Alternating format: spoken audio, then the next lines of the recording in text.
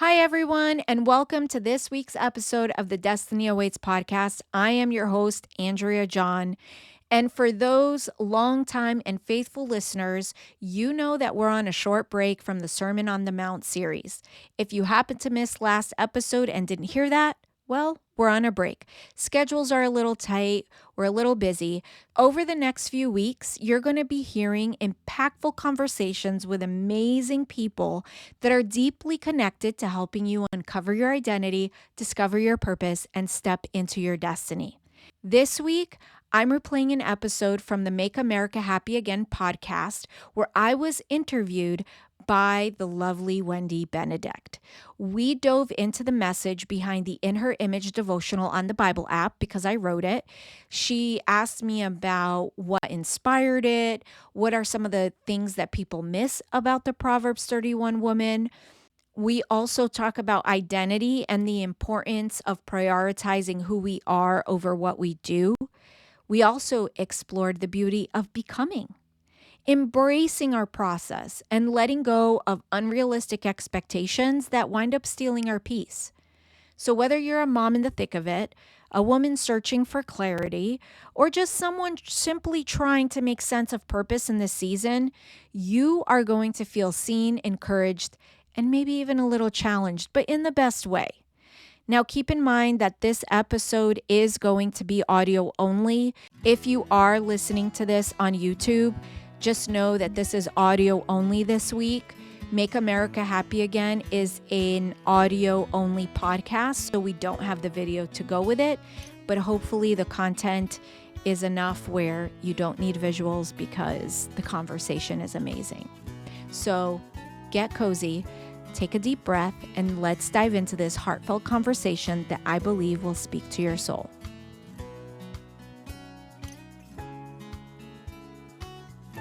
Hey ladies, welcome to another episode. I am so excited to have Andrea John here with me today. Andrea is a passionate author. She's a speaker and host of the Destiny Awaits podcast. With her heart for helping women discover their true identity and purpose, she breaks down complex spiritual wisdom into practical, transformative insights. Her recent 31-day devotional on the Proverbs 31 woman has inspired thousands to reimagine their potential, blending biblical teachings with real-world experiences.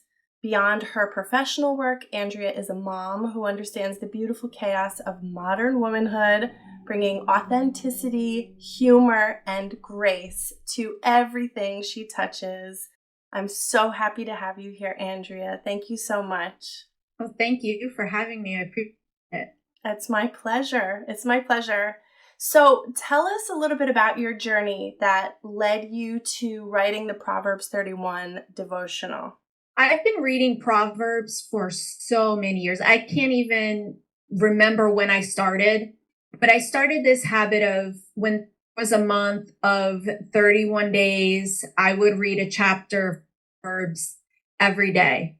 I've been doing this for many, many years. Well, one year, what I decided to do is to take just the whole chapter and focus on a verse.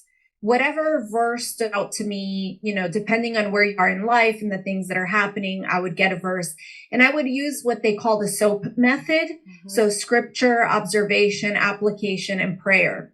And this was just a habit that I've always done. I'm the type of person who really values wisdom and feels like wisdom is a great approach to life. Mm-hmm. It really helps you have a better quality of life when you make wise decisions.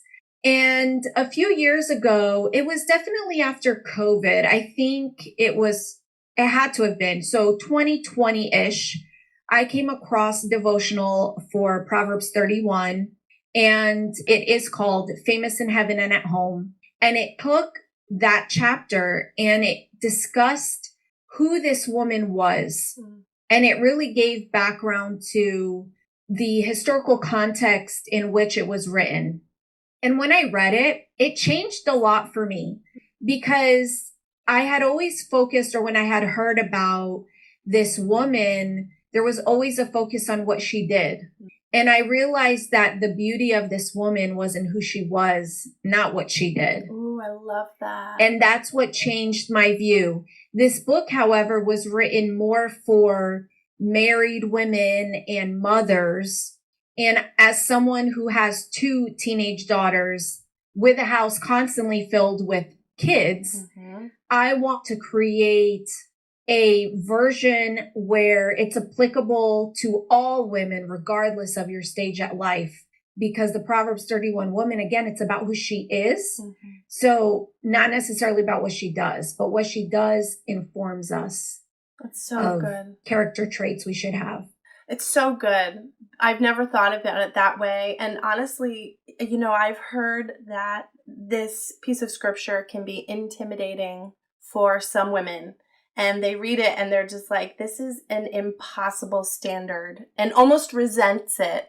But personally, I've never looked at it that way. I've always been inspired by it as well. And I think it's part of the reason why I was so drawn to your work, because I found your devotional on the Bible app, and you do the 31 days of the Proverbs 31 woman, and it's so beautifully written, and it's simple, and it's digestible, and it's so good. And I'm so happy I was able to get you here to talk about it, and also just share that it's there for people to just go consume for free. But I love that. I love that. Yes.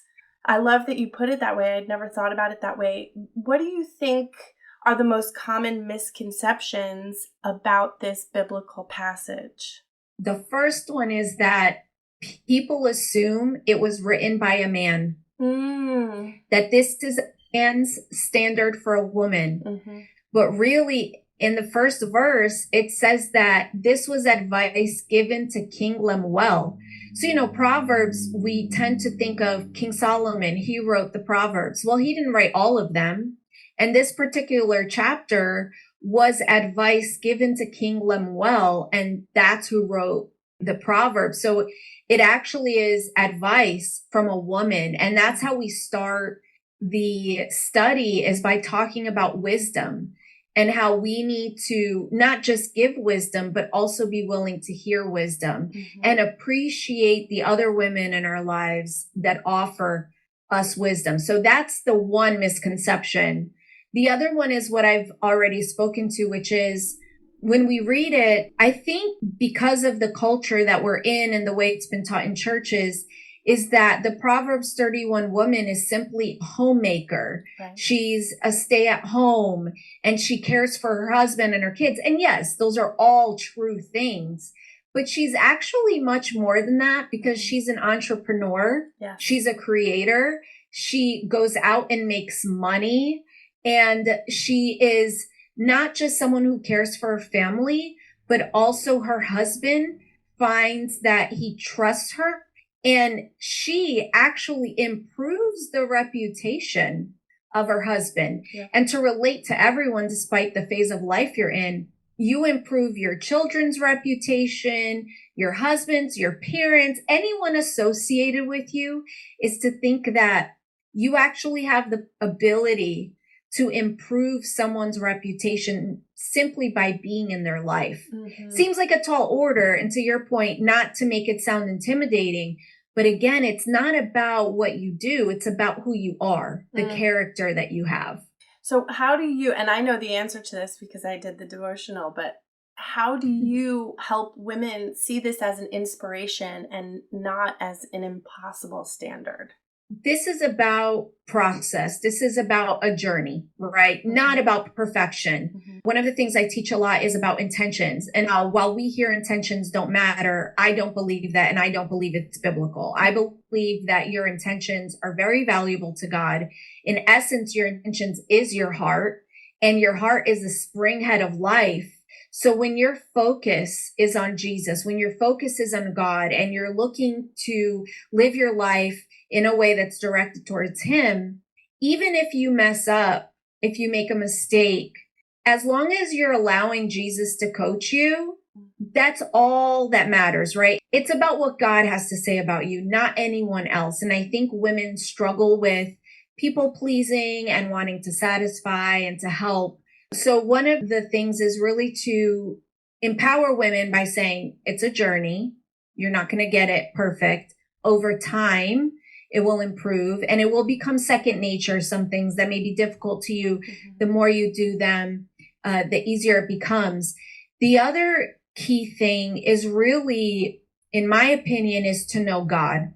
You can't know who you are if you don't know who God is, because you're created in his image and likeness. And really the purpose of in image, Proverbs 31 devotional is to bring that to the surface. It takes to say that we're going to live in her image is essentially to say we're expressing his image, because there's character traits in there that really always tie back to God. And it's not that you're expected to be this perfect image of God, but you're on that road, you're on that journey, you're being purified and you're conforming to the image of Christ.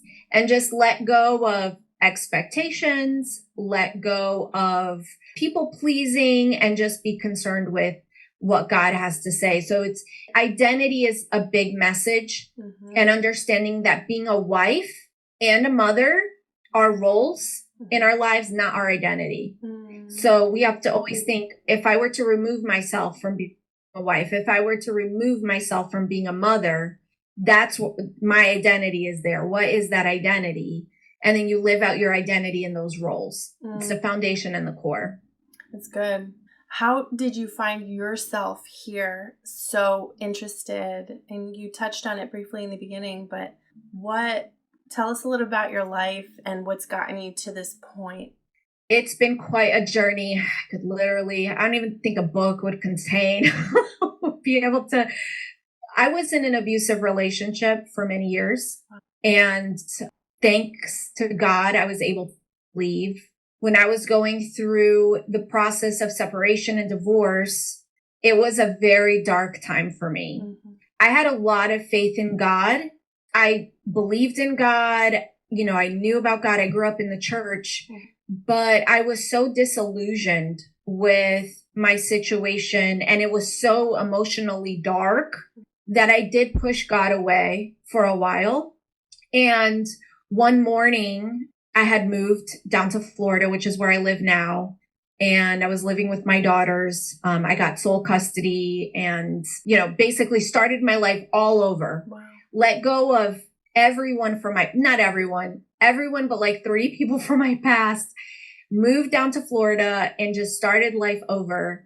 And I had been on Facebook and social media. And this one day I decided to join the social media world again. And my dad had shared a video of my sister-in-law singing. So I put it to play. And again, I was kind of cold with God at the time. Like, not that I didn't believe, but we weren't too kosher at the time. But I put that worship song in just to hear her sing, went to go make my breakfast. And there was a guy singing.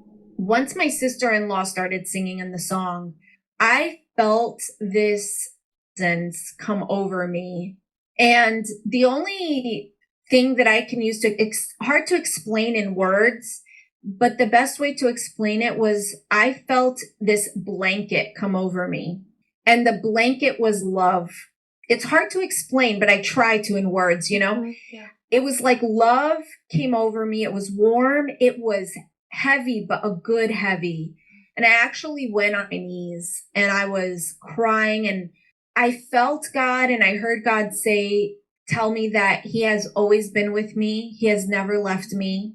And I could hear people praying for me. It was like a crazy experience. But in that moment, I realized that I didn't know who God was.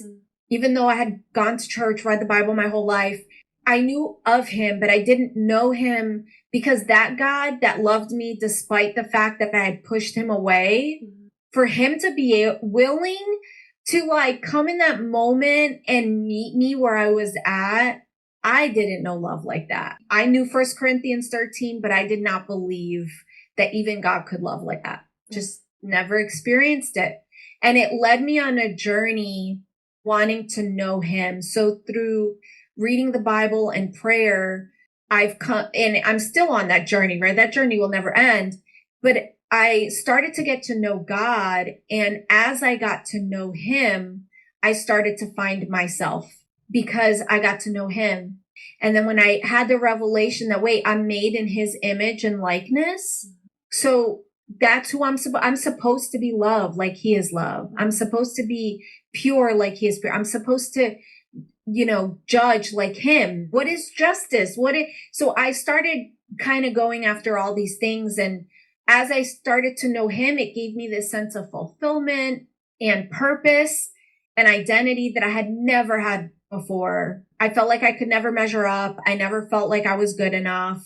And I think it led me to the bad decisions I made when I entered into a relationship shouldn't have gotten into. And it all came back to what I thought of myself.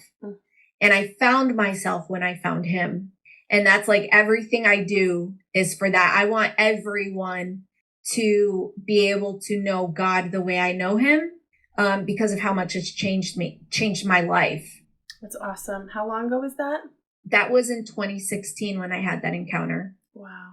There are so many pieces of your story that I can relate to. I was in a relationship in like 2008, 2009, and it was not a good relationship. We got married very quickly, and he wasn't abusive, but we had just met. I had just gotten sober. I actually spoke about this in last week's episode, but it was all wrong. But because he loved me, I didn't have to love me.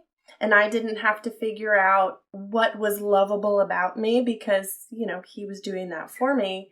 And he was definitely my higher power for a long time until it fell apart. And then I was left with the broken pieces and putting myself back together. But I grew up in the church also, very charismatic Christian church, and I had met with my first husband. I had walked away and really just resented God because the God that everybody had told me to believe in was not necessarily a God that I wanted to believe in, and not someone I felt like I could count on, and certainly not the kind of God that I want to emulate in any way. So fast forward, getting sober and learning to love myself and all of the things, I would say probably about 5 or 6 years ago, I started to really make my way back into this relationship with God, with the Lord.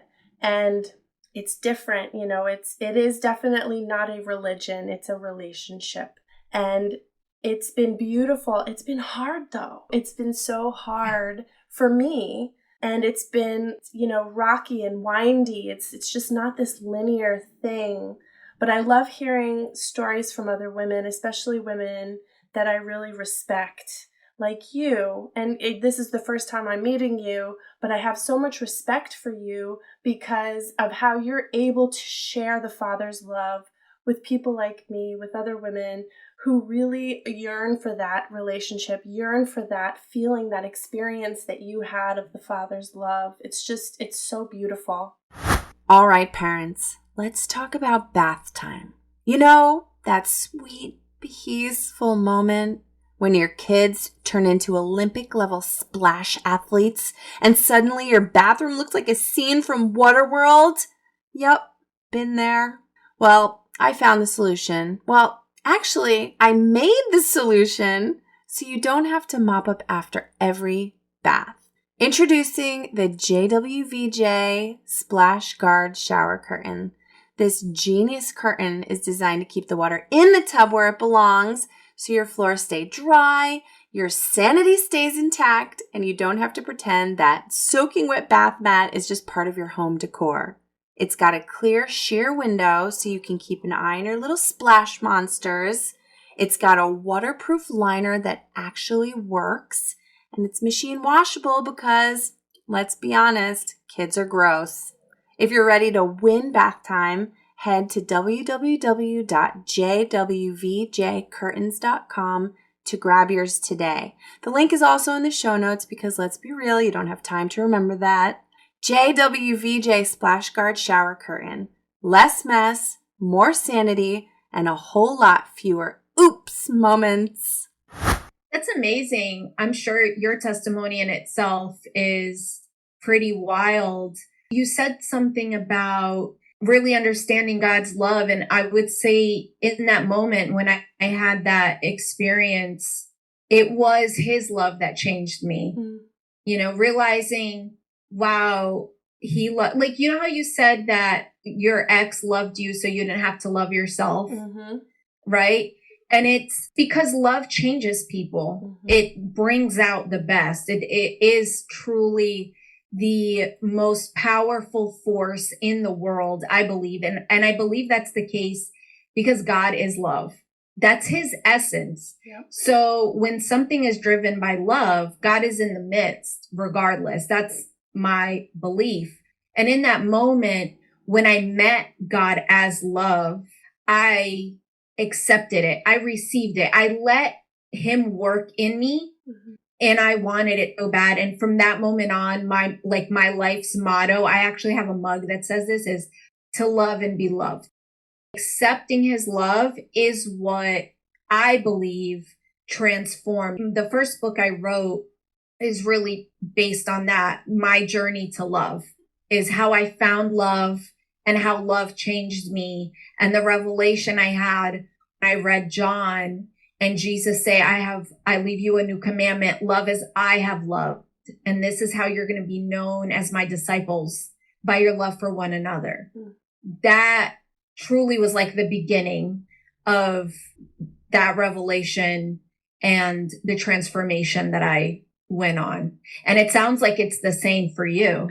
Yes. And you really just gave me a little bit of a revelation because I had never thought about it this way, but I had just gotten pregnant and we had just had Violet when I started to reconnect with the Lord. And it had everything to do with the love that I had for this baby that I didn't know I wanted as much. I've talked about this 1,000 times. People always tell me, stop saying that, but I never wanted kids. I had no interest in it. Like, I'm all business, And then I met my husband and experienced, like my husband now, and just experienced the transformative power of true love, and then had my first. And that is when I started to reconnect with God. And I'm wondering now, based on what you said, the transformative power of love, I'm wondering if it was because I was experiencing a level of love that I had never experienced before in my life. And God is love. And God was showing up in my life in a way that just did not look like what I ever imagined. Like that, maybe that's my aha moment, that moment where I was just overcome is with when I had her. It's incredible. Oh yeah, so powerful. I believe love is the strongest. And there are scientists that will tell you that science has proved love is the most powerful force in the world. It's the strongest, and its opposing is fear. It's not hatred, it's fear. It makes perfect sense. Absolutely makes perfect sense. Wow. So going back to the Proverbs 31 woman, what do you feel like makes her so unique in that ancient biblical literature? What was so different about this woman? Empowerment, I would say. I think when we look back at the culture of that time, women weren't the most respected. It's very clear they were, men were superior. In many cases, women were just property. I don't believe that was God's heart in the design or the laws, but it's how it was interpreted at the time. I'm reading through the Old Testament now, and I've got some questions for God for sure. But I think at that time it was, you have this woman who's sharing her wisdom with her son, and she's not telling her son to seek a woman who is subservient and is going to do everything that he says without question. He's not saying that she's, to be in the kitchen all day, but basically she's describing a woman of integrity, a strong woman, a wise woman, but also a smart woman. She's business savvy. She contributes to the household in every way that matters, is the foundation of the household, and is a reason that the husband does have such honor and respect, not just in the home, but outside the home. And that, I think, at the time was something that wasn't very common. When we read the story of Esther, for example, Esther exhibited those qualities. And I don't think it was very common at that time just because of the culture. So it definitely stood out for sure. I agree. I agree that it was revolutionary for that time. I mean, just even Esther, being afraid for her life to go in the presence of her husband. That's so true. Right. So how can modern women integrate these ancient principles into contemporary life now in 2025? I think understanding context is very important. When I teach the Bible, it's something I harp on all the time.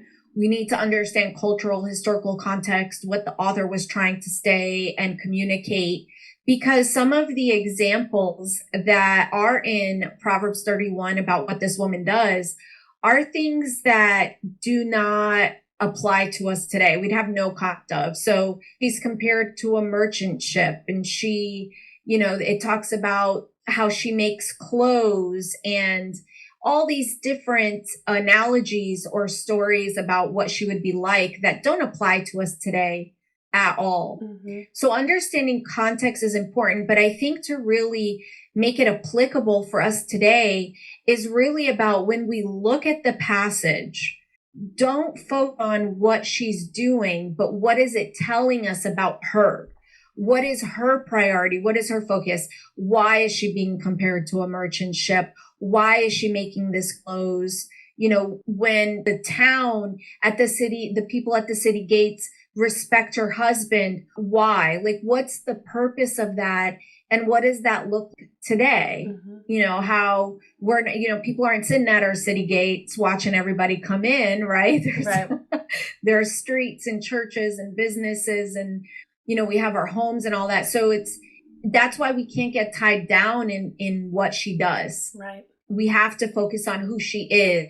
And for example, you're going to express those things in a different way than I am, mm-hmm. because you have a different calling than I have, and you have a purpose, and you live in a different place from what I live, and you have your kids, and your kids are different from my kids, or maybe someone doesn't have kids. And so, for example, one of the areas that it talks about is homemaking, mm-hmm. right? Well, you don't need to be married and with kids to make your home. Mm-hmm. You can make your home to create an environment of peace, yeah. and have an atmosphere that is welcoming. So you're a kid and you live with your parents. Well, what do you contribute to your household to make it a welcoming and nurturing place for everyone to come in? Mm. Maybe it's, how about your room? What does your bedroom say about you? Or how do you treat people when they come over? How do you treat your sibling? How do you treat your parents? What kind of atmosphere are you contributing to your home, whether it's yours or not? So that's the key. It's really focus on the who than the what. Yeah, it's so true. It's tough though. It can be tough. And I have found it to be tough. I have found motherhood tough, and I am not shy about talking about this, and it is every bit as hard. I'm a broken record. It's every bit as hard as I had thought it was going to be, if not harder, and it's tested me, and it's cracked me wide open in so many ways that I feel like I'm just going to continue to be cracked open for God only knows how long. But how can moms maintain their individual identity while nurturing for their families? Because we are doing so much for everybody else. How can we maintain our individual identity in all of that? That's a great question. And there was a time where I felt like I resented my kids, if I'm being honest. There was a period of time where I felt like they were keeping me from ministry, from my calling. There's a whole story behind that. Fast forward, I came to realize that my children were my number one priority. They were my number one ministry. And I couldn't live through them, and I couldn't expect I'm the adult in the relationship, right? Mm-hmm. You're 100% correct. Motherhood is so difficult, especially if you recognize the responsibility that you've been given from God Oh, yes. to raise these little people to become productive adults who are healthy. Like, I remember when I was going through separation and I'm remarried now, but at the time I was single, and I thought, who said that I should raise kids like by myself? I know how flawed I am. Like, who entrusted me to this responsibility? And it put a lot of weight on me, and I've always treated it with a lot of reverence. But over the years, I would say, like, I had that revelation when I was presenting my kids and stuff. I think it was around like 2019, maybe a little bit before. After I realized, like, they are my number one, I had to learn how to find my identity outside of ministry and outside of my children. Interesting. So how do I spend all my time with these kids, carting them around, driving them around, picking them up from school, taking care of them, do all these things, but still feel like an adult, still feel like a woman, someone who has autonomy? And I would say knowing my purpose is what helped me. Obviously, knowing my identity. By that point, I knew my identity. It was founded in God, but my purpose was set on the wrong thing. And being a mom sometimes can feel like what you're alluding to is almost like you lose yourself because you're not necessarily doing the things you want to do. Your life is in service to these little people constantly, every day.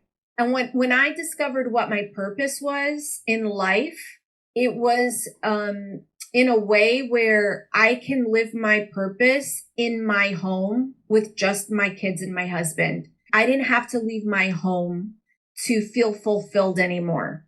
So I have a purpose statement, and I actually walk people through developing their purpose statements, discovering their actual purpose. So not your role, not what you're called to do, not what your gift is, your purpose. Your purpose can come through in those giftings and those callings, but your purpose can be applied in every aspect of your life. So one of the things that I'm called to do is that my purpose is to empower others to find their purpose so they can live their best life. Purpose happens to be around purpose. So what I started doing was equipping and empowering my own children and my husband to find their purpose so they could live their best life. And I didn't have to leave my home for that. And I'm washing the dishes, and I am listening to things that improve me, things that I'm passionate about, things that I love. I build things from my home. That's why I have a podcast. That's why I write books. I don't have to be dependent on other people's schedules and other people's things. I found an outlet within the context of what I could do, and I didn't have to seek approval from the outside. I was driven by my sense of purpose and fulfillment. And that's what gave me my sense of self outside motherhood. My daughters are both wrestlers. They're so cool. Ranked very high in the state, and like they're going to a national tournament. And I see parents who live through their kids. Yeah. And I see the negative effect it has. Yep. Their accomplishments are theirs. Their failures are theirs. They're not mine. They're not a reflection of me. Because I have been able to align my life with purpose within the context of my home life and recognizing it's temporary. How old are your kids? My daughter's going to be 5 in a couple weeks, and my son's going to be 3 in June. So 4 and 2 currently. Okay. So the phase of life you're in is different from when they were newborns, right? And toddlers. And it's going to look different over the years, right? So your role as mom, you're always going to be mom, but your role as mom looks different, Yep. right? Your involvement in their life is also going to be different. Right now, it's all consuming. Yes. So you have to realize and always remember, this is temporary. Yeah. I only have these years. How am I going to give myself to these kids in a way, again, without losing yourself, but fulfilling your purpose where you're saying, I am their mother. I am shaping them. And That is the most important work Yeah. on the planet. Yeah.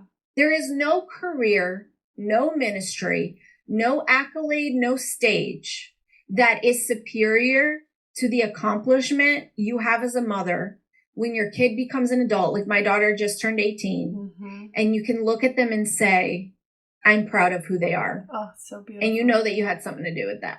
You know, it is hard being a mother. I don't want to discredit dads because dads have a very important role. Like my husband, who is my girl's dad, he's not their biological, but he's their dad in every sense of the word.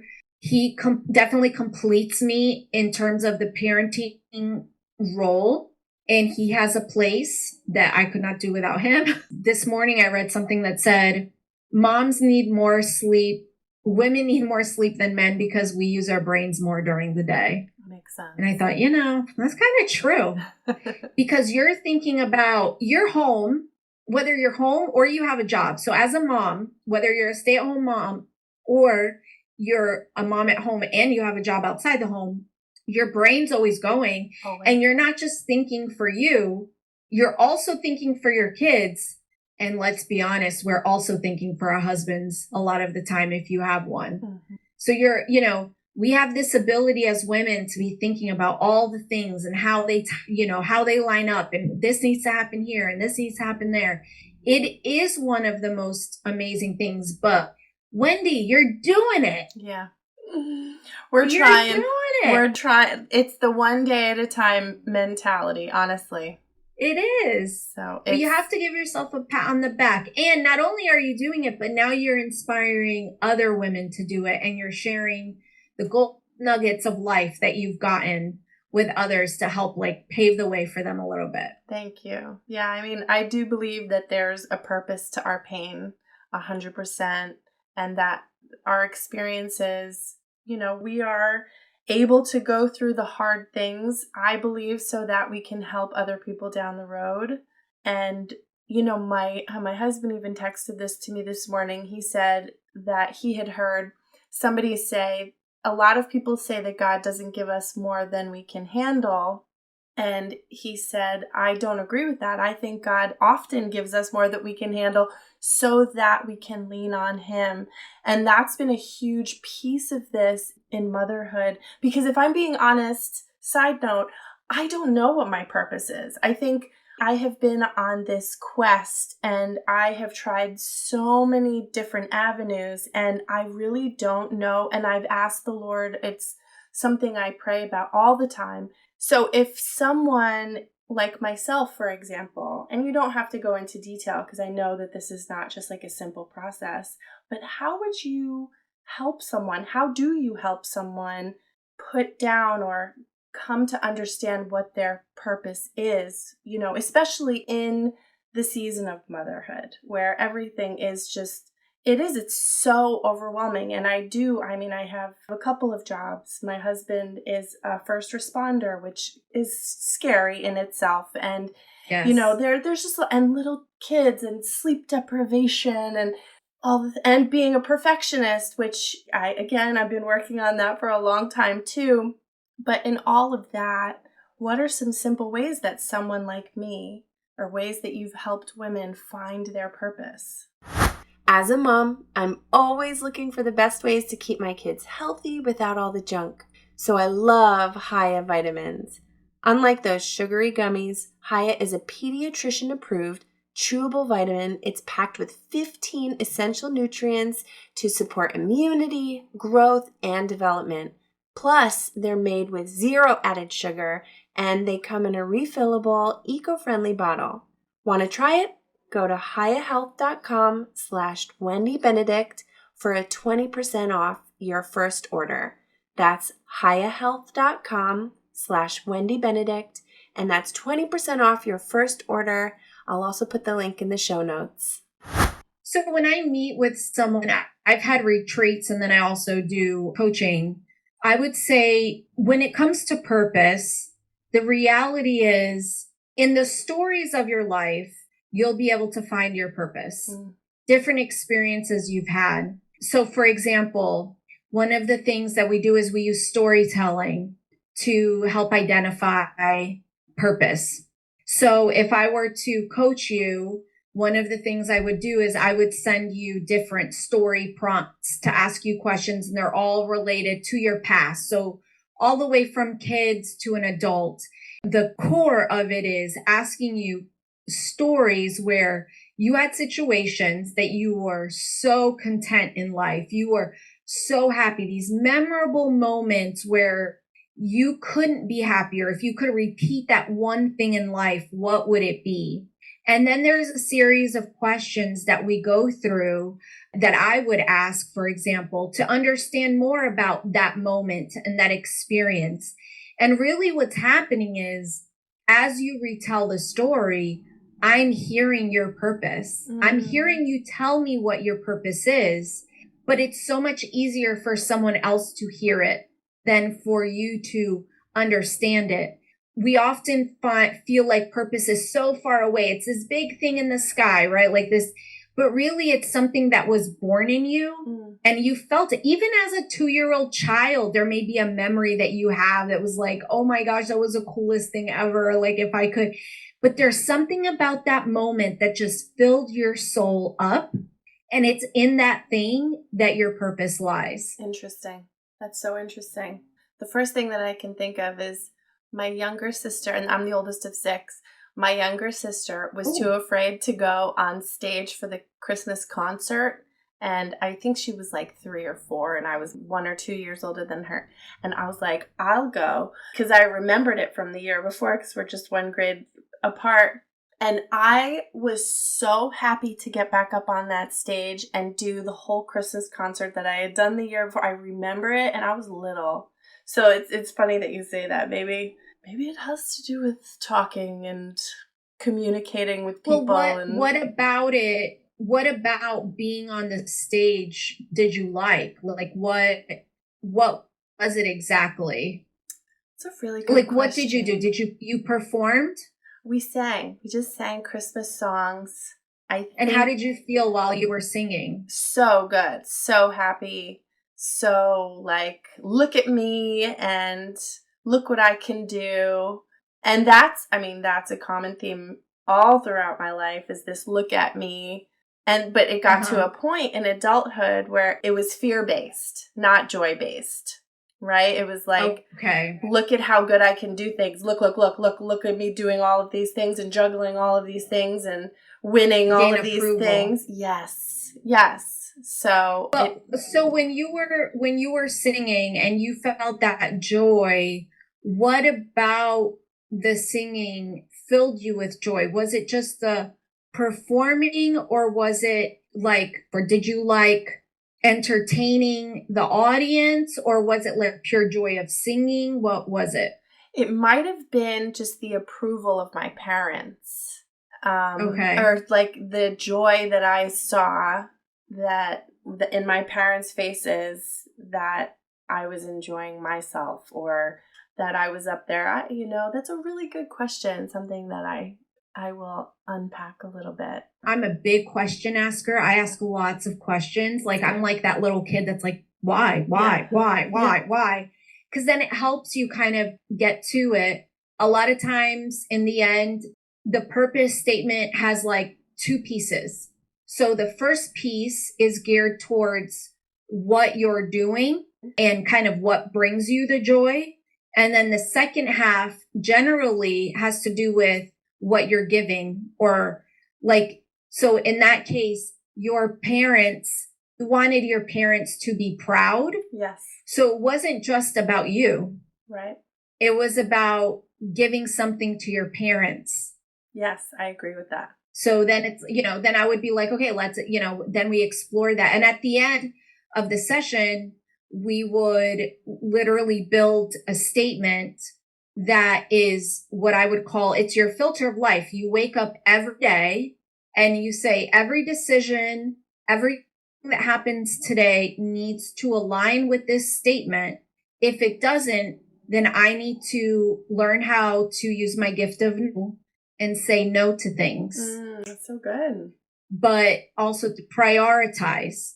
So I have to me, everything's about equipping and empowering people to discover their purpose so they can live their best life. If what I'm asked to do fits within that, then I'll give it a thumbs up. Also have priorities besides that, right? So family comes first and all that. And that's how it helps me funnel. So identity and purpose, two big things that moms really need to have in their belt to be able to give the best for their kids. So in that, like you said, it's the most difficult thing in the world. But if you know your identity and your purpose, it helps. It makes it easier. It doesn't make it easy, but it makes it easier to get through life. It's like the bridge. It just helps you a little bit. Absolutely. That's so good. Maybe I'll have to include in the show notes, if you do this coaching one-on-one, we'll put some of that information in there, because I know that there are women listening right now who, like myself, this is something like the North Star that I really have always really wanted. So as I want to respect your time, and we're coming to the end, but I wanted to know, what's a daily habit that helps you embody your purpose, or the Proverbs 31 woman, kind of wrapping it up from how we began? What do you do each day? For me, it's having moments with God. So doesn't matter what time of day, I prefer the morning before my day gets started, because, as moms, well, the day sure does get away from you. But if I can't do the morning, like yesterday, it was right before I went to bed. I took that moment. There's times I read the Bible. There's times I read a book. There's times I pray. There's times I worship. And then there's times where I just sit in silence because I have no words, but I know I want to spend time with God. And I just sit there like a weird person. It's good. It's good. It's but relatable. It's almost like, how we talked about identity and knowing who God is the only way to know who you are. Yes. It's almost like I take those moments to align myself with God.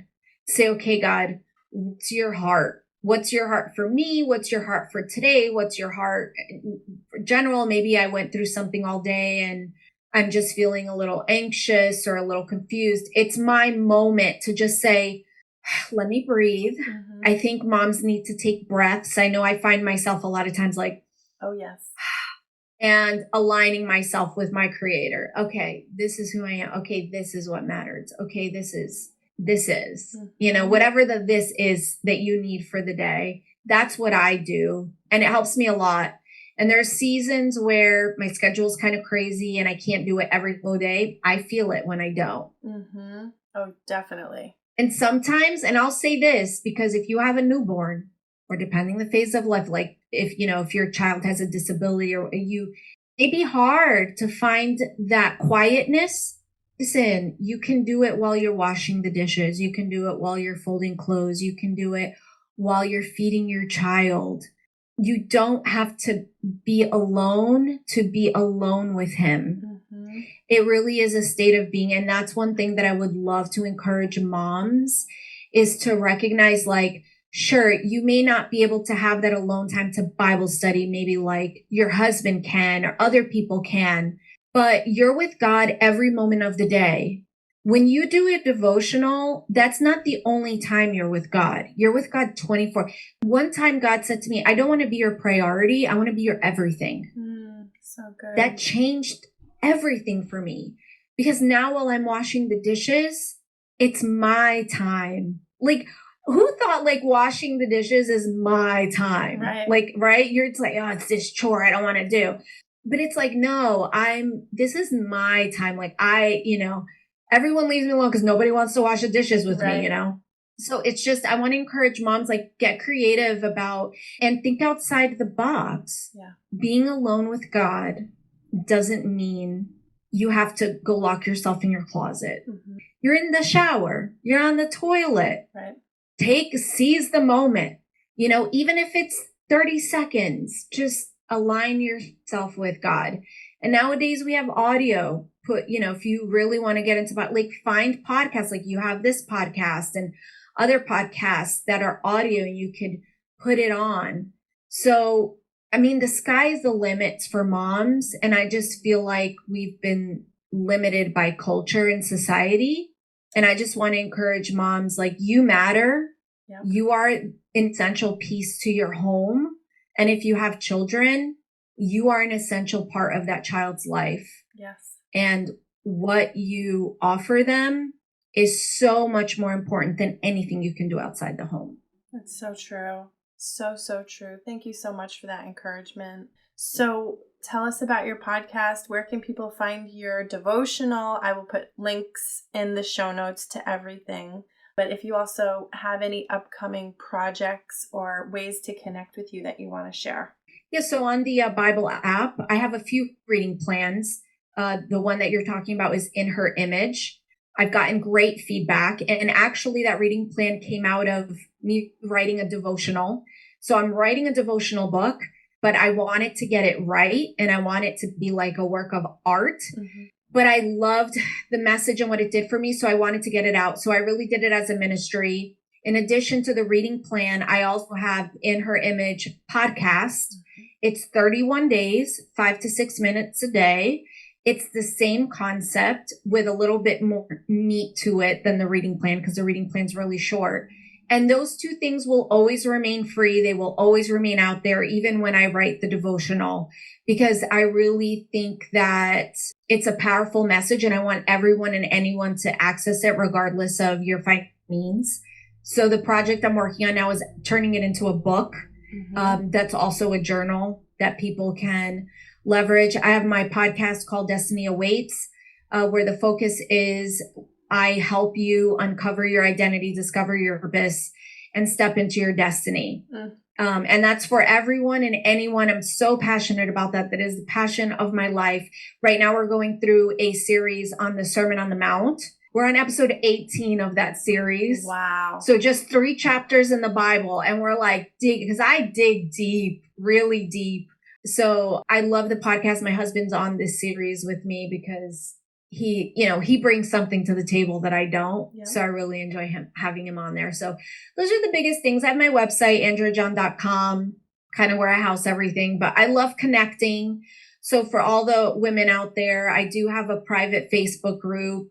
If you go in Facebook and do 31 days of Proverbs 31, you'll see the In Her Image logo. That's our private group. We have almost 2,000 people in there right now. Wow. No, lies. Probably like 1,200, 1,300, something like that. That's great. And it's just a great place. People contribute. I always say, come join us, because I'm sure you have gold nuggets of wisdom that everyone can partake in. So come and join, and don't just receive, like give too, because we all have something to offer. Mm-hmm. I agree. That's so great. Well, thank you, Andrea. Thank you so much for sharing your wisdom with us today, and for sharing your wisdom in all the places, the way that your ministry really touches so many women's lives and men's lives too, but specific women and moms. It's really special. And I'm so grateful that I came across your devotional on the Bible app. It was transformative for me. And I'm so grateful just to have this conversation with you, to have you on the podcast. So thank you so, so, so much. Thank you for having me. I appreciate it. It's my pleasure. Oh, what an awesome conversation with Andrea John. I'm so grateful that she was able to join us today. You can find her in all of the links and socials that I will put in the show notes. And I hope you were blessed as much as I was today. I will see you next week. God bless you. I hope that you enjoyed that conversation. And before we go, I want to invite you to check out Wendy's podcast. It's called Make America Happy Again. If you're a mom, a faith-filled woman, or someone looking for joy and purpose in the middle of life's chaos, this show is the one for you. Wendy brings such a beautiful, real perspective that leaves you smiling, thinking, and inspired. And while you're there, just go ahead and subscribe. Trust me, you're going to love it. Next week, you're going to get to hear a powerful conversation that I had with Sandra about spiritual anatomy. This one is going to stretch you. It's going to stretch your mind, deepen your faith, and maybe even give you a new way to see yourself and connect with God. Your destiny is calling, so keep stepping forward. Catch you next week.